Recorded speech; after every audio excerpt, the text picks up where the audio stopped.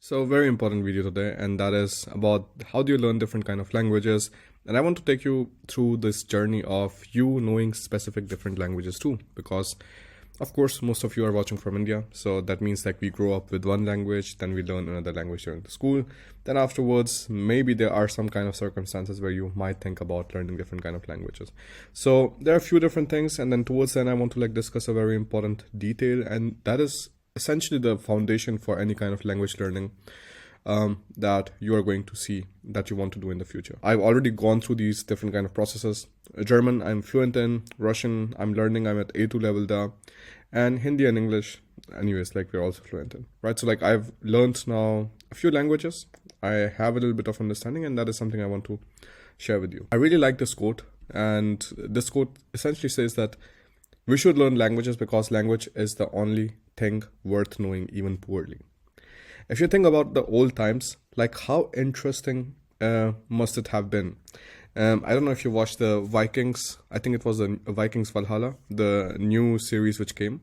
And you saw this part where this Viking was essentially intercepted by some Turkish raiding forces. And of course, Vikings, they are not speaking Turkish. And there was a big confusion there because there's nobody able to communicate between each other, right? But there was this guy who was able to speak Turkish, and that was one of the ways he was able to resolve the big situation. And that was also something with which he was able to show some kind of cultural understanding towards the foreign people who were they were in a difficult situation. So languages are extremely important. Languages can help you avoid so many communication blunders, because first of all, when you're learning the language, you're also understanding the culture. You also understand how do you show respect and things like that. For example, in every single language except English, in Hindi we have tum, aap, right? You have a polite way of saying it, or which is a respectful way of addressing people, and then you have a way where you are kind of speaking amongst each other. English, it's just you, right? German, you have du and sie. And then Russian, you have ti and vi. So in every single language, essentially, other than English, you are having these kind of two things that you have to keep in mind. For example, this is especially relevant for people who just know English, right? So for example, Americans, people in Britain, so on, they just know English. So for them, just think about how big of a cultural difference it is going to be for them to understand that there are people you're going to address as du or tum, and there are people you're going to address as sie. These kind of cultural understandings are extremely important, especially when you move to a different kind of country, or you are going out somewhere and you get intercepted by a Turkish raiding party.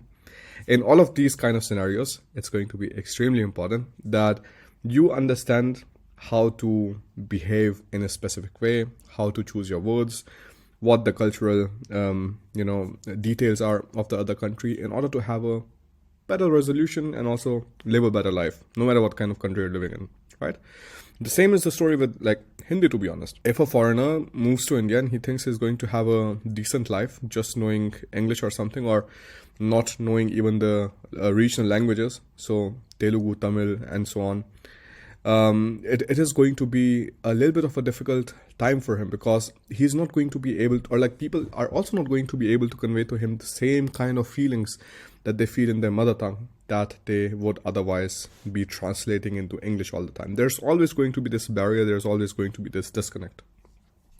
And that's why I really 100% believe. This is, I think, the best quote I have read. And even from this quote, I think the part which I like the most, it starts from here. It starts from the because. Language is the only thing worth knowing, even poorly. That's it. We should learn languages because you can leave it. But I think if you want to use it as a quote or use it as a motivation or a statement, language is the only thing worth knowing, even poorly, because it can simply take you out of so many difficult situations. It can help you make bonds. It can help you communicate with people in a language they feel connected to, right? For example, me requesting to you about something in Hindi is going to be completely different than me trying to request you with something in English. It's going to be a day and night difference. In Hindi, you directly feel more spoken to, because languages show another thing, right? So if you're going to see a group of people, and you think about the tribe, right? Like in the older times, we are all like, living in different kind of communities, different kind of small groups. As soon as I speak your language, right, you feel like I'm in this tribe, I'm in your tribe, and I understand completely how things are going on. And there's a feeling of familiarity right away. This is also the reason when you are traveling somewhere and all of a sudden, like, you hear somebody else speaking Hindi too, and you're in a place where you would absolutely not expect it. My father used to say, so like I have I talk about these things with my father too, and he used to say, like, back in the 90s, when he was working in Germany and he was working as a scientist in University of Freiburg, he said in the 1990s it used to be so interesting that there were very, very few like brown people. So like maybe once every 3, 4, 5 days you see somebody, and as soon as you would see another brown person, he said the natural tendency used to be that either that person is going to come to you and speak to you, or like you're going to directly go and like speak to them that, okay, are you from India, Pakistan, Bangladesh, Sri Lanka, like which country out of these like generally are you from? So that used to be very interesting, and this gives you the direct connection even in a completely foreign country if you're speaking their language. The same was true for me with German. I shared with you a previous post, and there I told you that we were in Singapore, in Thailand, and also in Singapore. So in Thailand, we were in the boxing camp, and there was a German guy. There was actually a German guy, like back to back. There were like people coming and leaving and so on. It used to be so interesting because I can speak German, they can speak German, they would right away connect. Like it was just an instant. They would be like right away like speaking to you, telling you what kind of things to do, things like that. Until the time they didn't know that I speak German, of course, like they would be like, either no conversation or very little conversation. But the moment you say, hey, I also speak German, right away a completely different story. Same thing I understood with Russian. With Russian, we were in Maldives, crazy number of Russians there. And there was like one kid with whom I used to play table tennis. I think he was like 11 or 12 years old. And like, we were speaking English, and then afterwards I started speaking in Russian a little bit. And again, like right away, then we were like playing table tennis every single day.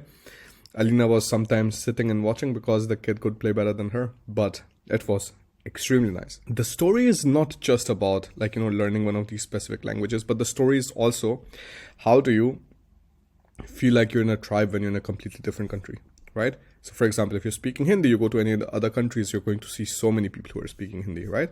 But if you want to choose to be a part of a specific community, that is so interesting. You can choose to learn different kind of languages, and then you can choose any kind of tribe you want to be a part of, right? Of course, it always gets better when you are spending more time with the language. You understand what kind of phrases to use, what kind of sentences to use. It gets always better. But just imagine how great this feeling is that you can say, all right, like, I'm in Italy, I want to just get along with the English people. Fine. I mean, I personally don't see that as a positive at all. So why I mean this is that there is no like English tribe. Like it doesn't make sense to me, because like anybody, almost anybody from any kind of country, any kind of language whatsoever is speaking English. So if you're speaking in English, it is nothing special at all. If you're speaking in English, you are not going to be a part of a specific tribe or something. You're not going to be a part of a specific group. It's just randomly everybody who's speaking English. That's why it is no longer special. If you're speaking English and you're in a different country or something, it is not going to be a special thing at all. But if you're in Italy, you're speaking German, you can quickly connect to the people who are like speaking German. They are German business owners, things like that. And they're just crazy amount of German people actually outside. Even in Maldives, where we were, like, I was telling you about like Russians, we met a German diving instructor, and she had been living there for like 5-10 years or something. Again, super interesting that like even in these kind of countries you can say that, okay, I want to like get along with these kind of people. I understand my mindset is a little bit better with these kind of people, or maybe these kind of people are a little bit more helpful. You can simply choose. Even like between German and Russian, I see that, for example, if I end up speaking with some Russian people, it's generally a lot more warmer. They open up like not really open up, but like they can have like conversations very, very nicely. With Germans, it's a little bit cold in the starting always, and they take more time than what I've seen with Russians. Speaking nicely, sitting down, and like want to cook together, things like that. And that's something like I found very, very interesting between the cultures. And Hindi, of course, like that's also again a tribe where you are not having a lot of people who are learning the foreign language, Hindi.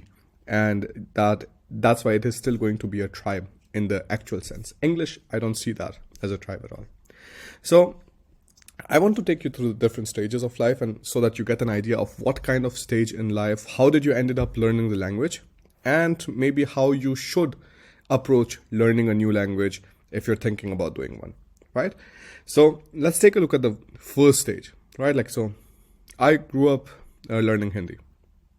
What learning Hindi? Like, I mean, you just acquire the language because there are so many people speaking this language around you. So slowly and slowly you realize what are the exact words they're using. They correct you hundreds of times. And if you really think about it, like the way you start speaking, I mean, like the timeline when you actually start speaking is generally at the age of like 4 or 5. You kind of like start making like, normal sentences. And then afterwards, if you go a little bit further, at 8 years, it gets really better. And at 10 years or something, like you're really, really well with the language, right?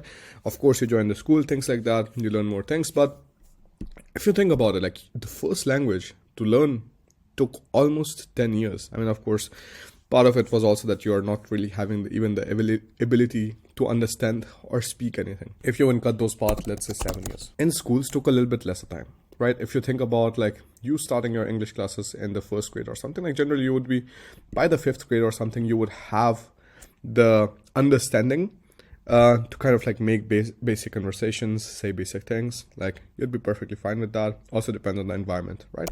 So around like 4 to 5 years, like it took you for learning English, right? Now for German, for example, for me, like learning German was a very fast process. Like it took me around like 6 months, but again, 6 months, 5-6 months to reach the B2 level. I'm saying 6 months because the first month of that, I was actually wasting a lot of my time with Duolingo. How essentially everybody learns, right? They want to start learning a language, but what's the first thing they will do? The first thing they will do is they're going to go to Duolingo. And all of a sudden they're going to be, oh yeah, I'm going to learn a new language and I'm going to do this and that. But you soon realize that Duolingo is extremely repetitive, and if you want to like actually learn a new language, like it's not going to work out. So that was like my 1 month wasted, and the rest of the 5 months I was able to get to around B2 level, write the exam, things like that. And that was extremely interesting for me to understand that like that even this kind of like progress is possible. Even if it's not 5 months, I've seen people over and over again who are reaching the C1, C2 level in 9 months. All of the language institutions, they offer that you get to the C2 level or C1 level in 9 months. So look at the time difference, right? Like how the time it requires for you to learn a new language, it kind of like decreases over the years because of the knowledge that you have. And of course, there comes a stage in like after which it increases again because maybe your brain doesn't work that well. I don't really know about that so far because I've only heard this thing from other people. I haven't experienced this at the moment. So I'm not really happy to subscribe to that at the moment that, okay, there's going to be a stage where my like brain starts working slower. I'm still happy to learn new things. So now with Russian, for example, I learned Russian from December 2022. So December to around February, March, I was like pretty serious about it. So 4 months, I was at around like A2.1 level. So like A1 was finished and A2 like we were like kind of like getting towards the middle of. But then I had a break of around 6 months, 7 months, and now I'm starting today. Yesterday was my first class, and that's why I decided that I want to like share this video with you so that you understand like what are the different kind of languages and what are the different kind of stages you learn it in, and what is the time you are putting inside, what is the money that you're putting inside or can put inside, and what are the efforts that you generally require. So if you take a look at the time, like, Hindi, for example, took the most amount of time because there's no proper structure. You're just like you're learning from listening to different kind of people. And that's interesting. Money, of course, you're a baby. You have no money to invest in a language, and it's also not necessary. Efforts are also pretty low because every single time you would say something wrong, your mother, your grandma, nana, nani, whatever, they're going to tell you that this is the sentence which you spoke in a wrong way and that's the correct way of speaking it. So knowing like mother tongue, that's the easiest, right? That's something that you simply grow up with without even understanding how you learn the language. Then comes the first foreign language that you're learning, which is English. So of course, like, time you're also putting inside a lot there. So 4 years of time you're putting inside, and you also have, it's both things, like how much time you're putting inside and how much time do you have available to yourself to put inside, right? So like with school, you still have a lot of time to put inside learning a language.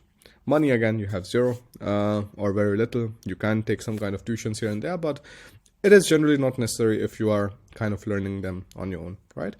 Efforts, a little bit more efforts you have to put inside than Hindi because, of course, it is a new language. Your brain is already functioning, and there are teachers who are teaching you the language. So you're not really growing up with that. German, it's also was very interesting for me that the time that I had to learn the language was very less. So I had to really push for it. Money I had was also very less. I told you stories previously that, for example, I wanted to study at Goethe Institute in New Delhi, but my university was in Sonipat. So this Dikas Murthal. So it was around like 2 hours of drive or something, and then another 1 hour from ISPT to like Max Muller Bhavan. And I was like, this is not something that I'm like really up for at all, because you are first of all paying like almost 25,000 Indian rupees for every single level. Then afterwards, these kind of like, trips. And even if I would like to be there completely, that's going to be additional cost of PG, food, things like that. I was like, this is going to get really expensive. So I completely skipped that, and I was like, okay, I'm going to figure out a way to learn on my own. And the best way, I told you over and over again, was to use books. There is no better way for you to learn a language than to learn via books. So I bought these books, Tangram A1, A2, B1, and then Zisha B2 and so on. So like I had all of these books already, and I got them ready, and I started learning with that, right? Then comes the story of Russian now. Now, Russian, I have a lot of time, thanks to my team, who is able to take care of a lot of the tasks that we have in the business. Then money is also not a problem. Now I'm at the stage of being an entrepreneur, having businesses, things like that. So like money is also not a problem. I'm able to like, quickly hire tutors, things like that. That's not a problem. And efforts, you still have to put efforts inside. Like there's not going to be a single language other than the mother tongue that you're going to learn without putting the efforts inside. And that's why it is extremely important for you to understand that there are different stages in life. There are different kind of purchasing power that you're going to have. There's going to be different kind of time availability that you're going to have. So you have to recognize in which stage you're in and what kind of learning method you want to use, right? So for example, with Russian, what I am doing is I'm still using books. So there's this book called Golosa. I can show you real quick. So this is a book. And you essentially, this book was available for free for a very long time, because this was, I think, licensed by some author for free to learn it. Like, so American students could learn from this book for free. So I started using this, and it was like a pretty nice book. So again, I followed the same thing, but then afterwards, the difference here is that because I have more money, what I can do is I can get the tutor, and the tutor charges what, 14 euros an hour. That is like when I took the subscription with the tutor, and then afterwards, like now it is 24 euros per hour, right? It's extremely expensive, because if I kind of put things into perspective for you, our German course, the entire A1 German course, just costs 59 euros. So how crazy it is that you're having somebody who is going to be there for you for 1 hour, and you're going to pay almost 24 euros. And where the entire level that you get, A1 level, for example, is for 59 euros, the faster German A1 course. And that's interesting, because with this, of course, 59 euros, you're having less money. You have to put more efforts inside, but you're able to learn German much, much faster. On the other hand, if you don't really want to put so many efforts inside and you want somebody else to teach you a little bit, then you can go a little bit of the easy route. But then here also, if you're taking like, generally 40 classes or something, it already gets extremely expensive, around 1,000 euros. So per level. And that is like not even per level. Like for me, it took a lot longer because Russian is also a more difficult language, right? So this is interesting that you can get somebody to help you learn things. Languages are always DIY. If you want to learn a language, there's absolutely no other way for somebody to feed the information in your brain. That's not possible. That's why when I hear people complain about, oh, my teacher was not good, my this and that, and he was not teaching well, and I didn't learn anything. My friend, that's your problem that you didn't learn anything. Because if you're learning languages like German, English, and things like that, there's unreal amount of different kind of material available online, right? You can find a lot of those things. So that's why I personally find that this is a very like stupid argument to make that the teacher was bad, because language is something that you still have to learn on your own. You have to put the effort inside. It is always a DIY process. Even if you hire a tutor, it does not become a DWY process. It does not become a done with you process, or done for you process is anyways never possible. Done for you means like somebody's like doing the thing for you. Like nobody can learn the language for you, right? So it's always a DIY process. And nobody can feed it into your brain, right? And the most important things, like the most important way for you to learn a language is generally by reading and repetition. There's a reason why every single person that you must have known while growing up in your life was always telling you, even in schools and things like that, that people who want to become smart, they read. They read books. Read books so that your brain grows. And it is extremely important because when you're reading things, even if you take a look at things from the language learning perspective, you understand how other people are putting a sentence together, what kind of words they're putting inside. And that gives you inspiration and ideas that, okay, if that person is using these and these and these words together, that means I can also do the same. Many of these things can get then stuck in your brain. The entire language learning process becomes much, much faster and easier. Everybody said that. Everybody says smart people read. Now, people who are wise, they read. And there's a reason behind it. Not just from the language learning perspective, but also from just knowledge perspective. So reading is extremely important. If you think you want to learn a language, but you never want to read the text or something, of course, there are people who do it, right? There are people who have done all sorts of things. There are people who have learned these things just by listening to it. Hindi, for example, we didn't read Hindi. My Nani, for example, she cannot read or write, right? So she never went to the school. But she can speak Hindi just fine, right? So it is possible that you're able to do these things. But again, the time process it takes for you to do something takes very, very long, right? But if you're like reading, it becomes much, much faster. And the second thing that you have to always do is repetition.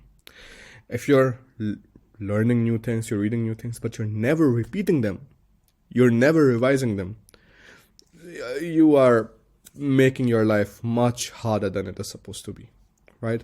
So extremely important to use some kind of Karteikarten. So I am using, for example, Quizlet. And Quizlet, for example, I was using my book, and I was like, okay, how do I use it? So you can just quickly have even the voice. До свидания. You can have the voice on too. Again, not sponsored, nothing. You can use Anki, you can use whatever you want. I find Quizlet pretty easy because it is just something I can access from any device, and I don't really have to install a software. Another thing I can tell you for German is use Online.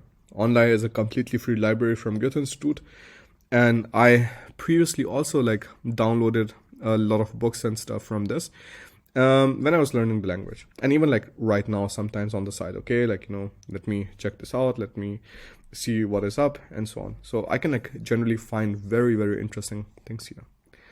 For Russian, for example, I'm using this Reverso. That's a very interesting, not a dictionary, but like a platform where you are able to put different kind of words inside.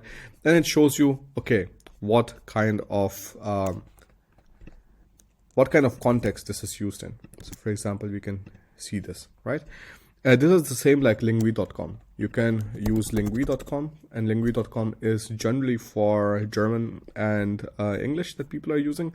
you're not really using that much for Russian. But here, like, I found this one like so much better for Russian. And here, like, you can read this sentence and you can see right next to it this one. And then here I can also, like, mark things. Again, like, it's not sponsored by any of these, but I'm just telling you because I find them really interesting. And I'm using them myself. So I mark them, and when I mark them afterwards, I'm simply able to go and I can go to the favorites and I'm able to check like what kind of things I marked, or I can check for the history and I can see like what kind of like, words I was taking a look at. Then you have the Russian dictionary. Again, you have the same like for German, things like that. This one is, for example, especially beneficial because I can again mark things and then it comes into my list and I can just like, revise them with flashcards. Extremely important.